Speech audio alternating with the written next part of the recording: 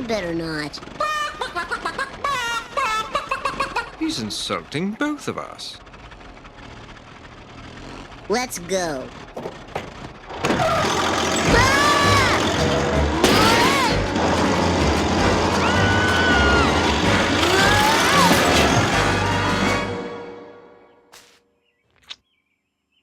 Excellent. Not a trace of urine. Seymour, you're on a tight ship.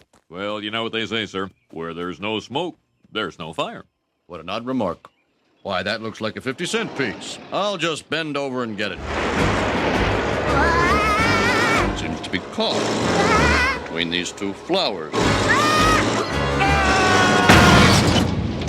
Ow, ow, ow. Seymour, I was thinking of promoting you to assistant superintendent.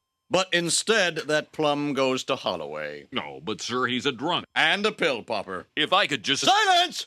And why is a cafeteria worker posing as a nurse? I get 2 paychecks this way.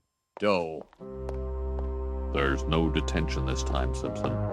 This is the end. You are expelled from Springfield Elementary.